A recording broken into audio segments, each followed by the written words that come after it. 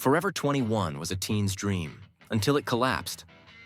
A store that defined an era where you could snag a runway-inspired dress for the price of a pizza. From a tiny shop in LA to a global empire with over 800 stores, Forever 21 was the king of fast fashion. But in just a few years, it went from a $4.4 billion juggernaut to filing for bankruptcy. Twice. So, what went wrong? How does a brand that had teens and 20-somethings hooked crash so hard? Stick around, because this story is a wild ride of ambition, missteps, and a brutal lesson in staying relevant. Let's rewind to 1984. Do-won and Jin Suk Chang, fresh from South Korea, land in Los Angeles with $11,000 in savings and a dream.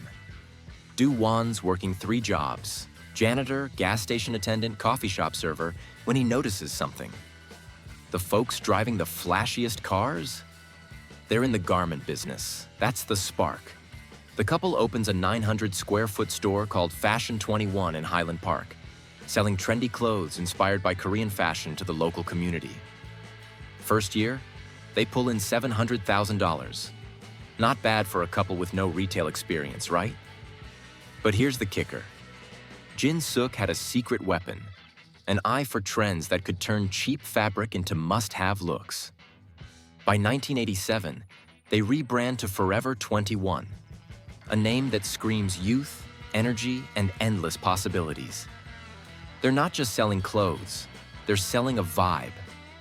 Affordable, trendy, and in your face. By the early 90s, they're opening a new store every 6 months, mostly in California malls.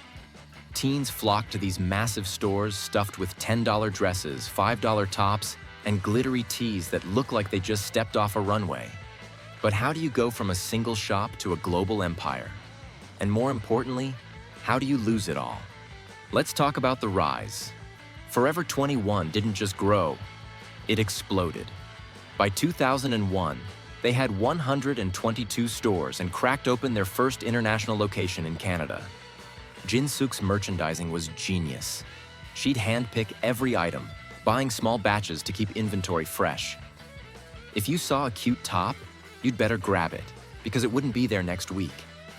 That scarcity drove kids wild. By 2010, Forever 21 was a beast. 500 stores across the US, raking in billions. The Changs? They're among America's richest, with a net worth nearing $6 billion by 2015. At its peak, Forever 21 had 800 stores worldwide, 43,000 employees, and $4.4 billion in sales. It wasn't just a store, it was a cultural phenomenon. Did you ever hit up a Forever 21 in its heyday? Drop a memory in the comments. I bet you've got a story. But here's where things get juicy. Forever 21's formula, cheap, trendy clothes in massive stores, was a double-edged sword. The early 2000s were the golden age of malls, and Forever 21 bet big on brick and mortar. Their stores were huge, some as big as department stores, with rents to match. While Zara and H&M were streamlining, Forever 21 was doubling down on sprawl.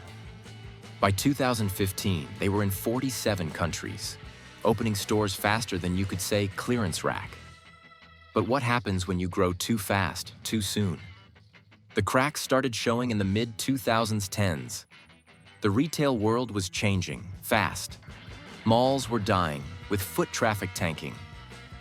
Over 8,200 stores closed in the US in 2019 alone, and Forever 21 was stuck with expensive leases for giant stores that fewer people were visiting. Their massive footprints became anchors dragging them down. And then there was the rise of e-commerce. Online shopping was exploding, and Forever 21? They were late to the party. Their website and mobile app were clunky, and a botched e-commerce platform rollout in 2021 cost them $150 million in lost sales. Can you guess what else was eating their lunch?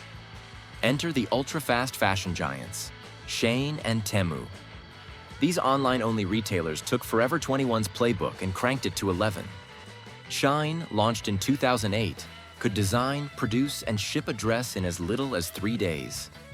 They were dropping 2,000 to 10,000 new items daily, compared to Forever 21's slower churn. Temu and Fashion Nova weren't far behind, using algorithms and influencer marketing to stay ahead of trends. Forever 21's $10 dress was no match for Shane's $5 version, shipped straight from China with no import duties thanks to a trade loophole called the de minimis exemption. Forever 21 cried foul, saying this rule crushed their pricing power. But was it just the competition, or did Forever 21 dig their own grave? Let's zoom in on the missteps. First, their expansion was reckless. Going from 7 to 47 countries in under 6 years? That's not growth. That's chaos. Each new market brought complexity, different tastes, logistics, and costs. They were stretched thin, and quality suffered. Their clothes, already known for being cheap, started feeling predictable, even dated. Competitors like Zara and H&M were offering sleeker designs and greener credentials, while Forever 21 was still pushing glittery crop tops. Their teen-focused brand also boxed them in. Unlike H&M or Zara, they struggled to pull in older shoppers. Ever wonder why some brands age with their customers and others don't? Then there's the ethical mess. Fast fashion's dirty secret is its impact. The industry churns out 20% of global wastewater and 10% of carbon emissions. Forever 21 was no saint here. They faced lawsuits for sweatshop conditions in LA factories, with workers earning as little as $5 an hour. In 2019, they caught flack for sending weight loss bars with plus-size orders. Talk about a PR disaster. And while brands like H&M rolled out sustainability campaigns, Forever 21 barely budged. Consumers, especially Gen Z, started noticing. A 2023 McKinsey report found 65% of Gen Z prefer sustainable brands. Forever 21's silence on ethics was deafening. So, what happens when your core customers, teens and 20-somethings, start shopping elsewhere? By 2019, the house of cards was wobbling. Sales dropped 20 to 25%, and Forever 21 filed for Chapter 11 bankruptcy, closing 178 US stores and pulling out of 40 countries. They tried to bounce back, sold to Authentic Brands Group and mall operators for $81 million in 2020. They even partnered with Shine in 2023 to sell their products in Forever 21 stores. Ironic, right? But the comeback never materialized. Inflation jacked up costs, and mall traffic kept shrinking. By March 2025, Forever 21 filed for bankruptcy again, announcing the closure of all 354 US stores and their corporate headquarters in LA, laying off nearly 360 employees. Losses piled up, $150 million in 2024 alone, with $180 million projected for 2025. Could they have turned it around? Or was the fast fashion tide too strong? Let's talk about the bigger picture. Forever 21's fall isn't just about one company. It's a warning for the whole industry. Fast fashion is a beast built on speed and scale, but it's hitting a wall. Consumers are waking up. Thrifting is booming. Platforms like Depop and ThredUp are thriving. Brands like Reformation and Everlane are winning with sustainable, quality-focused models. Even H&M and Zara are pushing green lines to stay relevant. But Shane and Temu? They're doubling down on ultra-fast fashion, churning out clothes so cheap they're practically disposable. Will they crash like Forever 21? Or are they too big to fail? Here's the cliffhanger.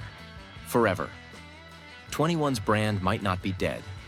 Authentic Brands still owns their IP, and there's talk of a buyer keeping the name alive, maybe as an online-only play like Bed Bath & Beyond. But can a brand built on mall culture survive in a digital world? And what does this mean for fast fashion's future? Is it doomed to collapse under its own weight? Or will it evolve into something new? This story is a masterclass in business hubris. Forever 21 rode the fast fashion wave to the top but forgot to read the room. They overexpanded, ignored e-commerce, and underestimated their rivals. Their customers grew up and their values shifted. Forever 21 didn't. It's a reminder, no matter how big you get, you've got to stay nimble, listen to your audience, and adapt. So what's your take? Did Forever 21's collapse surprise you, or did you see it coming? Drop your thoughts in the comments, and if you want more stories like this, hit that subscribe button and ring the bell. Until next time, keep hustling.